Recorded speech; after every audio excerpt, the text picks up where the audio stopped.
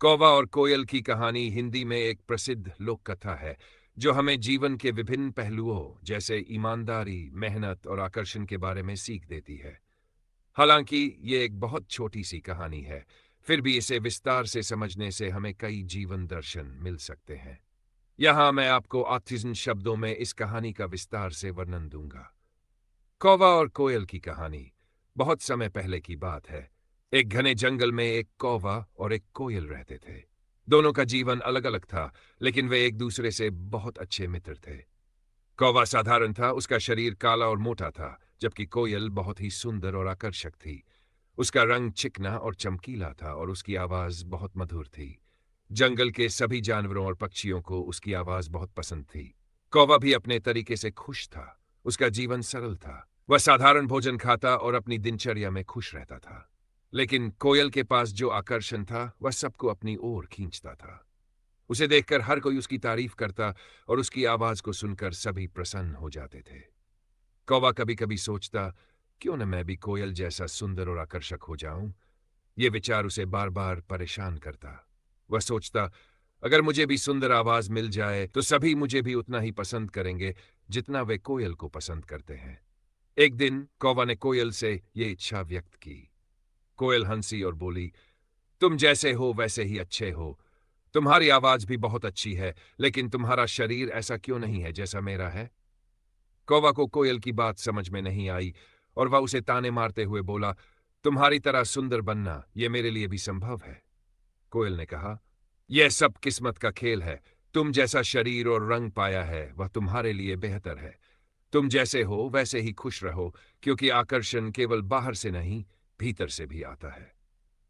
कौवा अपनी इच्छाओं के साथ परेशान था और उसने सोचा कि यदि उसे सुंदर आवाज मिल जाए तो वह भी सबका प्रिय बन जाएगा। एक दिन उसने जंगल के सबसे बड़े संत, एक बूढ़े पंछी, से सहायता मांगी। संत ने उसकी बात सुनी और कहा, तुम में जो है वही सबसे अच्छा है। तुम्हारी काला रंग और कर्कश आवाज दोनों तुम्हारे जीवन का हिस्सा है। इन्हें बदलने की कोशिश मत करो। लेकिन कौवा अपने विचारों में अड़ा रहा और उसने संत की बातों को अनसुना कर दिया। वह किसी तरह एक जादुई पेड़ की खोज में निकला, जिसे माना जाता था कि वह किसी भी पक्षी को सुंदरता दे सकता है। काफी समय बाद वह उस पेड़ तक पहुंचा। पेड़ ने उसकी इच्छाओं को सुना और कहा, मैं तुम्हारी इच्छा पूरी करूंगा, लेकिन तुम्हें पहले अपनी असली पहचान को समझना होगा। तुम्हारे पास जो है वह सबसे कीमती है।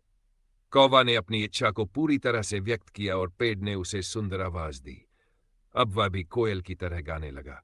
उसका गाना सुनकर जंगल के सारे पक्षी और जानवर आकर्षित हो गए। लेकिन जल्द ही उसे एहसास हुआ कि अब उसकी आवाज में वह पुरानी बात नहीं रही। वह जो साधारण और सच्चे थे, अब वह नहीं थे। उसकी जीवन शैली में बदलाव आ गया और उसकी असली पहचान खोने का डर उसे सता रहा था। एक दिन कौवा वापस उसी बूढ़े संत के पास गया। संत ने उसे समझाया, देखो, हर किसी का जीवन और पहचान अलग होती है। तुम्हारे पास जो भी था वह तुम्हारे लिए सबसे अच्छा था। तुम्हारी साधारणता और कर्कश आवाज तुम्हारे असली रूप को दर्शाती थी। तुम वही बनो जो तुम हो। अपने आप को न बदलो, क्योंकि तुम्हारी असली पहचान ही तुम्हारी सुंदरता है। कौवा समझ गया कि सुंदरता बाहरी रूप में नहीं, बल्कि हमारी असली पहचान और स्वभाव में है। उसने कोयल से माफी मांगी और अपनी पुरानी आवाज में गाने लगा। इस बार उसने पूरी तरह से स्वीकार किया कि जो है वह सर्वोत्तम है। इस कहानी से हमें यह सीख मिलती है कि किसी की बाहरी सुंदरता और आकर्षण के पीछे छिपा उसका सच्चा रूप अधिक महत्वपूर्ण होता है। हमें अपनी असली पहचान को समझना चाहिए और अपनी सच्चाई से संतुष्ट रहना चाहिए, बजाय दूसरों की तरह बनने की कोशिश करने के। यह कहानी हमें यह भी सिखाती है कि किसी भी रूप में प्रतिस्पर्धा करने से बेहतर है अपने आप को स्वीकार करना। हमारी ताकत हमारी ईमानदारी और सच्चाई में होती है, न कि बाहरी आकर्षण में। निष्कर्ष, कौवा और कोयल की यह कहानी हमें आत्मसंस्कृति, आत्मस्वीकृति और ईमानदारी की महत्ता सिखाती है।